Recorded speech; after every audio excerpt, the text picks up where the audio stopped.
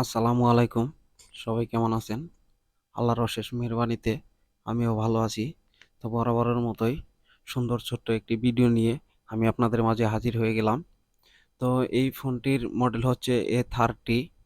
তো এই ফোনটি হঠাৎ করে ডেট হয়ে যায়। তখন কাস্টমার আমাদের কাছে নিয়ে আসে। তো আমরা এখন এই ফোনটিতে কাজ করার চেষ্টা করব। তো বডিটাকে আগে থেকেই খুলে নিয়েছি। এখন ব্যাটারিটাকে চেক দিচ্ছি। দেখুন 2.58 কিন্তু ভোল্টেজ দেখাচ্ছে। তো এটি আসলে ফোনটি রান হওয়ার জন্য যথেষ্ট ভোল্টেজ নয়। তো এটাকে আমরা অ্যাম্পিয়ার সার্কিটের মাধ্যমে এটাকে বেশ কিছু চার্জ করে নিব। ফোনটাকে রান হওয়ার মতো চার্জ করে নিব আমরা। তো অ্যাম্পিয়ার সার্কিটে আমি সুন্দরভাবে কানেক্টর দেখে কানেকশনটা করে দিব। তো আপনারা যেইভাবে পারেন আপনারা ব্যাটারিটাকে চার্জ করে নেবেন।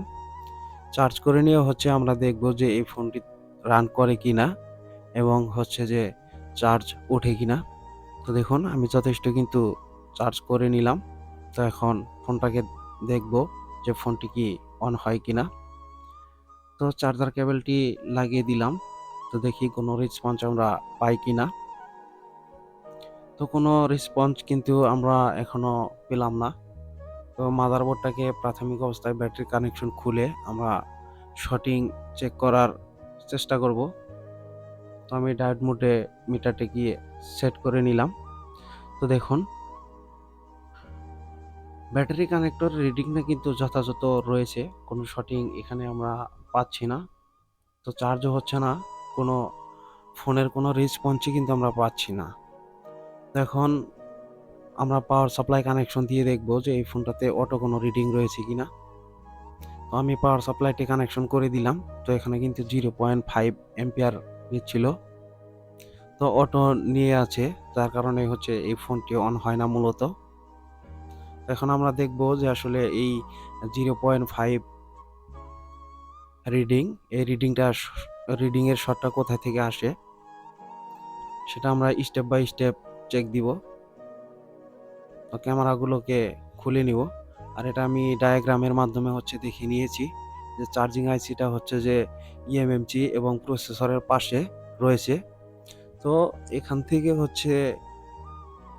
আমাদের কাজ করতে হবে। চার্জিং আইসির বিপিএস লাইনটাকে আমরা চেক দিব, যার কারণে যে আমরা চার্জিং আইসির কাছেই কাজ করার জন্য চলে যাচ্ছি। তো আইসির হিটসিংগুলো আমি এখন উঠিয়ে নিব।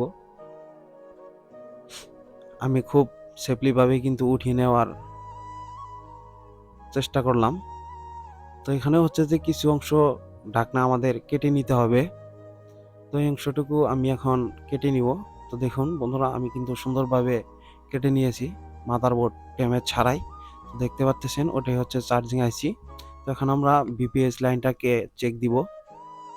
এই যে বড় কয়েলটা দেখতে পাচ্ছেন, এই বড় কয়েলটাই আপনার বিপিএস লাইনের কয়েল। তো হ্যাঁ বন্ধুরা, এখানে কিন্তু আমি শর্টিং দেখতে পাচ্ছি। এখন আমরা এই বিপিএস কয়েলটাকে খুলে নিব। তার আগে যে আশেপাশে আরো ক্যাপাসিটরগুলো আমরা চেক দিয়ে নেই যে কোন কোন ক্যাপাসিটরগুলো শর্ট আছে আর কোন কোন ক্যাপাসিটরগুলো শর্ট নাই। তো ক্যাপাসিটরগুলো এখানে আমি কিন্তু শর্ট পাচ্ছি না, এক এক করে সবই চেক করে নিচ্ছি। তো শুধুমাত্র বিপিএস লাইনটাই শর্ট। এখন আমরা বিপিএস কয়েলটাকে উঠিয়ে নিব। উঠিয়ে নেওয়ার পরে দেখব যে আইসির প্রান্ত থেকে শর্ট নাকি আইসি থেকে আউটপুট লাইনের যে কয়েলের মাধ্যমে সাপ্লাই হয়েছে ওই লাইনে শর্ট। এখন আমরা বিপিএস কয়েলটাকে রিমুভ করলেই বুঝতে পারবো যে আসলে চার্জিং আইসিটি কি শর্ট রয়েছে নাকি বিপিএস লাইনটা যে আউটপুট হয়েছে আউটপুট লাইনের সমস্যা। তো দেখুন আইসি নাম্বারটা কিন্তু আমি দেখিয়ে দিলাম। তো দেখুন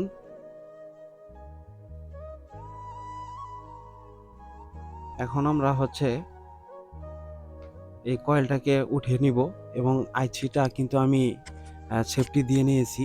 আমি যতটুকু হট গানের তাপমাত্রা ব্যবহার করতেছি এই তাপমাত্রাতে যে আপনার চার্জিং আইসিটা ওখানে ঠিকঠাকভাবেই থাকবে। তো এতটুকু শিওর হয়েই আসলে কাজ করার চেষ্টা করি। তো বিপিএস কয়েলটা আমি উঠিয়ে নেওয়ার চেষ্টা করতেছি। তো উঠিয়ে নিয়ে দেখবো যে আইসির প্রান্ত থেকে শর্ট নাকি আইসি থেকে যে লাইনটা আউটপুট হয়েছে এই লাইনটাতে শর্ট। তো আপনারা সাথেই থাকুন, দেখতে থাকুন যে আসলে কিভাবে আমি শর্টটি নিরূপণ করি। তো এখানে হচ্ছে যে আহ, এখন মিটারের মাধ্যমে হচ্ছে দেখে নিব যে কোন প্রান্ততে শর্ট। তো দেখুন, যে প্রান্ততে আউটপুট হয়েছে ওই প্রান্ততেই কিন্তু শর্ট রয়েছে। তো পাওয়ার আইসির পাশে যে কয়েলটা, কয়েলের লাইনটা, এখানে কিন্তু আপনার শর্টিং নেই। এখন আমি মাদারবোর্ডটাকে রজনের ধোঁয়া দিয়ে নিব। দেখুন আমি সোল্ডারিং আয়রনের মাধ্যমে কিভাবে ধোঁয়া দেই, রজনের ধোঁয়া তো দিয়ে নিয়েছি।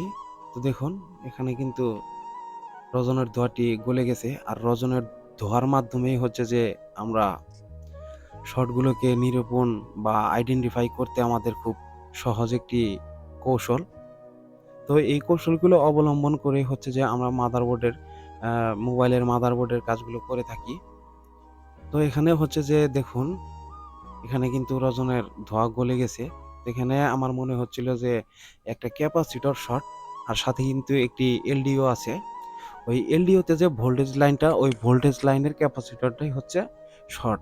তো এটি সোল্ডারিং আয়রনের মাধ্যমে আমি রিমুভ করে নিব। তো রিমুভ করে নিয়ে দেখবো যে এই লাইনটিতে কি শর্ট থাকে নাকি থাকে না।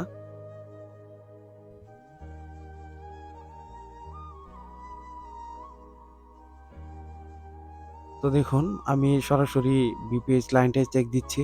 এখন কিন্তু আমি কোনো প্রান্তে কিন্তু শর্ট পাচ্ছি না। তো বিপিএস কয়েলটাকে আবারও লাগিয়ে নিব। তার মানে যে ক্যাপাসিটরটা রিমুভ করেছি ওই ক্যাপাসিটরটাই হচ্ছে যে শর্ট ছিল। তো খুব সুন্দরভাবে হচ্ছে আমি বিপিএস কয়েলটা আবারও ইনস্টল করে নিব। দেখুন খুব সুন্দরভাবে কিন্তু কাজগুলো আপনারা করার চেষ্টা করবেন। আর এই পাওয়ার আইসিটা কিন্তু এখনো ওঠানো হয়নি। তো আশা করি এই অবস্থাতেই ফোনটি কিন্তু রান করবে।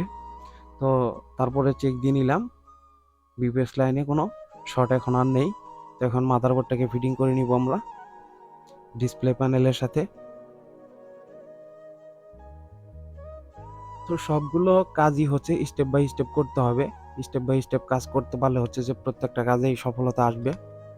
তো সবাই চেষ্টা করবেন স্টেপ বাই স্টেপ কাজ করার জন্য। তো আমাদের চ্যানেলটি ভালো লাগলে সবাই শেয়ার করে দিবেন।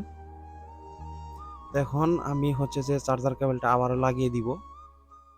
তো দেখুন বন্ধুরা, চার্জিং লোটা কিন্তু চলে আসলো, 8% চার্জ আছে। এখন আমি ফোনটাকে রান করব। তো আলহামদুলিল্লাহ ফোনটা কিন্তু রান হয়ে গেল। তো আশা করি সবকিছুই ঠিকঠাক থাকবে। আসসালামু আলাইকুম, সবাই ভালো থাকবেন। আজকের মতো এখানেই শেষ।